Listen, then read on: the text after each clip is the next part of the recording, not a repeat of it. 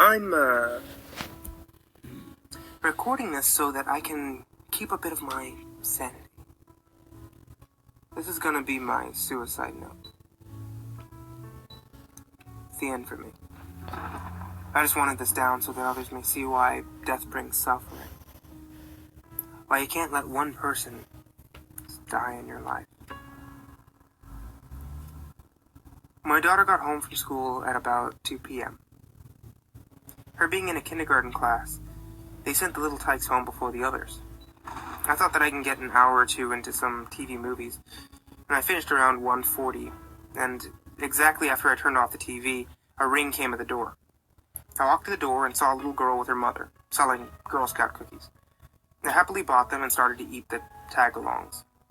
I gave the little girl a tip. When delivering cookies in the heat of Florida, you have to have a bit of decency.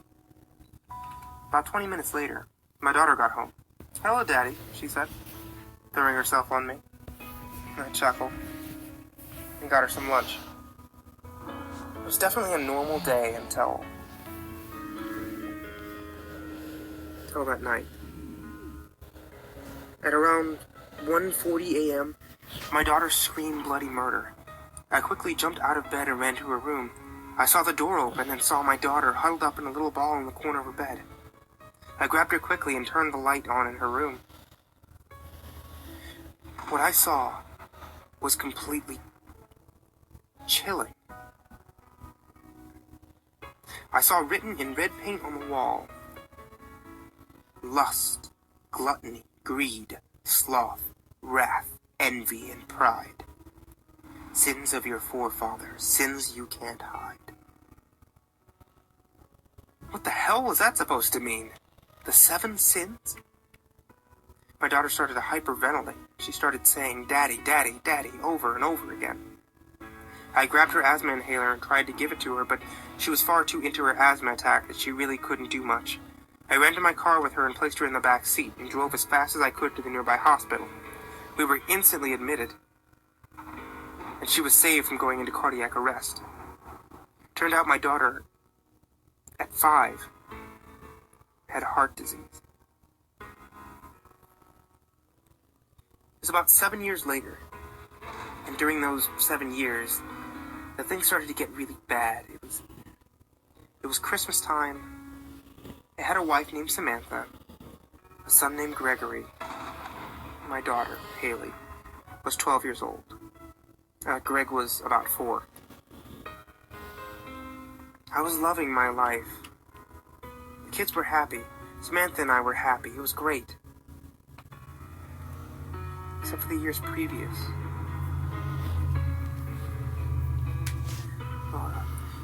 The first year, all the women around me became aroused and flirtatious with me, constantly.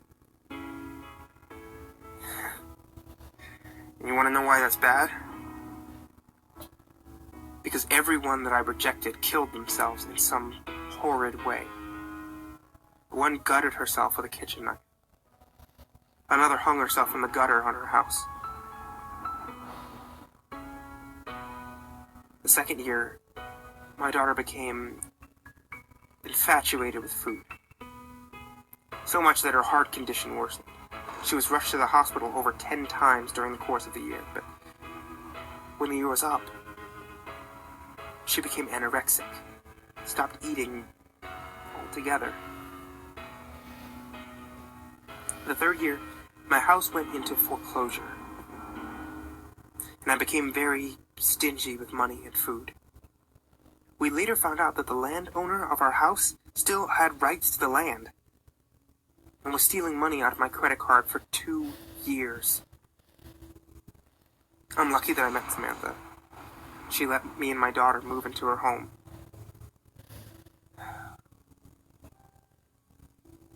We married in December and had my son in October.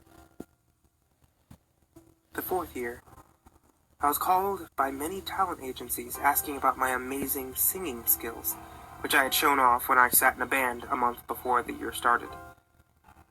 The thing is, when I said no, they would keep calling and calling until they became violent, calling me foul names. One of them even tried to kill me right outside my house. He shot at me with a handgun and clipped my ear.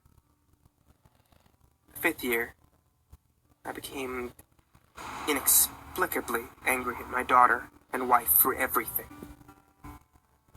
I became abusive in the months of December. But in that same month, I fell down the stairs and suffered brain damage. But so little damage that it gave me little memory of the past year. I can only recall this because my daughter told me about it.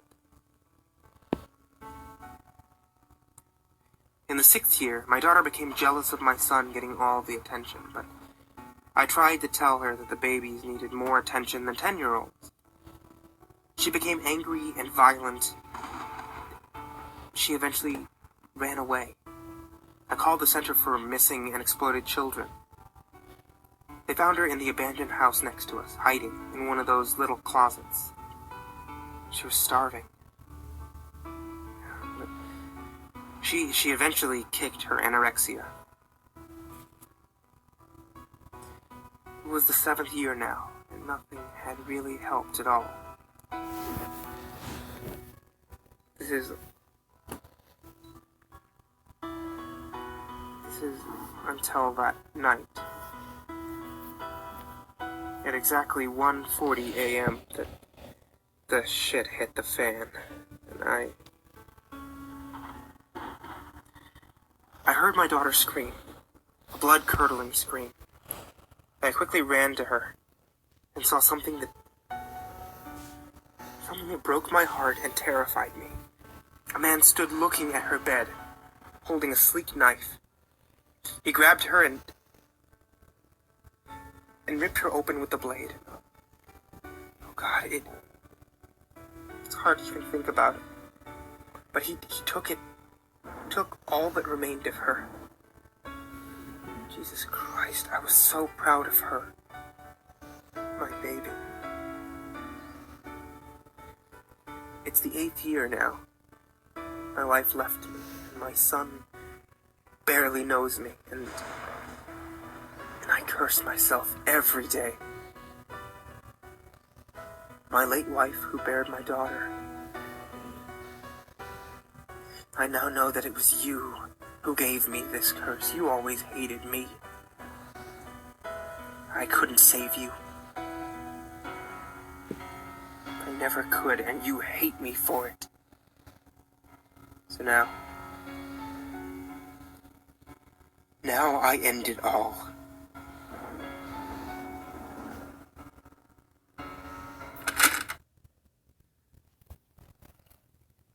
Hello.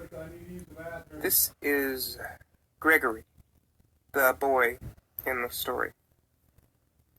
I'm 36 now, and I was given this tape from the police about a year ago. Suicide tape. It was recorded by my father back in 1980. I was only 5 years old when my mother got news about my father, and she cried for about an hour. I was alone too, and it wasn't until 10 years later that my mom gave me the real story. She cried crocodile tears when she heard the news. The only emotion that she harbored for my dad was hate. See, my father did all those horrible things that you hear in the story. My father was insane. At 1:40 a.m. in 1973, the date of death of his first wife and their anniversary, the psychologist he saw when his wife died suspected that his wife's death was at his fault. He created an excuse and based his so-called revenge on the 7 deadly sins. The night of his wife's anniversary, he gave his daughter a shot of steroids, which gave her the heart condition. He killed every woman who flirted with him for 1 year, making their deaths look like suicides. The 2nd year, he stuffed his daughter full of food, making her eat the largest portions. He became upset that it didn't kill her, so he made her throw up her food almost every meal when the year was up. The third year, he sold his house and let my mom use the money from his credit card. He also became abusive for many years after that. The fourth year, he claimed that he was the most talented singer ever, began calling talent agencies and such, and when they turned him down, he would call them foul names. One man he even tried to kill. Shot at the man right outside of his studio and clipped him on the ear. Fifth year, he tried to kill my mom and late sister many times, but my mother retaliated, pushing him down the stairs. He acquired short-term memory loss and couldn't remember much about that month. Sixth year, he drove my sister out of the house, calling her stupid bitch or fucking whore. She hid in the house next door. When my father called a lost child agency, the forensics team quickly turned her back into our house, which my mother frequently called hell. The seventh year, my dad was very tame. He became a very nice man, happy, was proud of his behavior, and until 1:40 a.m. on the night of his wife's anniversary,